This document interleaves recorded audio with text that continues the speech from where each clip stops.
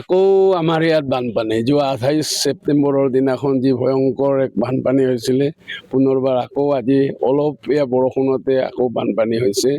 বানপানী হৈ চিমেণ্ট নৈ, ডেকা নৈ, দেপী নৈ আৰু চেৰেন নৈ এই হেৰিত পানী বাঢ়ি এতিয়া আমাৰ মোহনপুৰ, মাছখোৱা, ভকতবুৰা আৰু কেইবাখনো বৰিমুৰি কেইবাখনো গাঁও আজি প্লাবিত হৈছে আৰু প্লাবিত হোৱা মানুহকেইটা আজি SP বড়ো চিমেণ্ট চাপৰি এই হাইস্কুলতে থিতাপি লৈছেহি।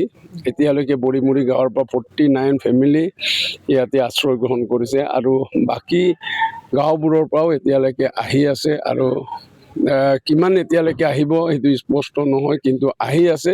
কিন্তু চৰকাৰী ফালৰ পৰা আমি চৰকাৰক এতিয়া আহ্বান জনাইছোঁ যিমানখিনি হওক লাগে এই পৰিয়ালকেইটাৰ কাৰণে ৰিলিফৰ ব্যৱস্থাটো আজি ৰাতিটোৰ কাৰণে কৰিছে, কিন্তু কালিৰ ভিতৰত ৰিলিফ আহি মানুহকেইটাক আমাৰ ইয়াতে ৰেচন পাতি যোগান কৰিবৰ কাৰণে চৰকাৰকো আমি আহ্বান কৰিছোঁ। আজি বিধায়ক মহোদয় আমাৰ ইয়াতে অহা কথা আছিলে, বিধায়ক মহোদয়ে বিশেষ কাৰণত আহিব নোৱাৰে। আমি দলীয় হৈ NDAৰ হৈ পেলাই আমি গোটেই অঞ্চলটো ঘূৰিছোঁ আৰু মানুহবিলাকক আমি আশ্বাস প্ৰদান কৰিছোঁ চৰকাৰখন আছে।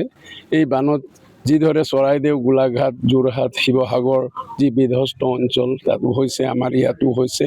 আমাৰ ইয়ালৈকো আমি চৰকাৰক সাহায্য প্ৰদান কৰিবৰ কাৰণে অনুৰোধ জনাইছোঁ। আজি ৰাতিটোৰ কাৰণে দালি, চাউল, আলু যোগান ধৰা হৈছে।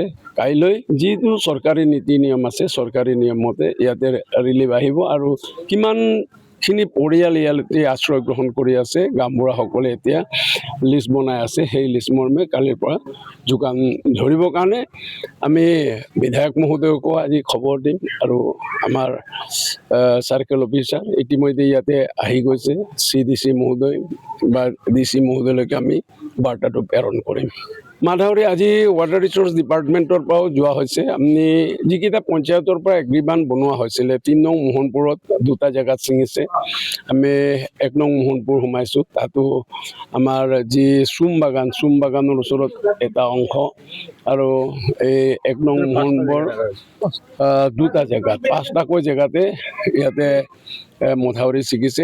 অতি সোনকালে অতি শীঘ্ৰে আমাৰ চৰকাৰক আমি আহ্বান জনাম যে এইটো জিঅ' বেগ হওক, জিঅ' টিউব হওক, যেনেকৈ এটা ব্যৱস্থা কৰিলে এই বাৰিষা কালটোত আকৌ কালি পৰহি যেন আহি আমাৰ ধান কেজিকেইটা নষ্ট নকৰে সেই ব্যৱস্থা তৎকালীনভাৱে গ্ৰহণ কৰিবৰ কাৰণে আমি চৰকাৰক আমি NDA ফালৰ পৰা অনুৰোধ জনাম।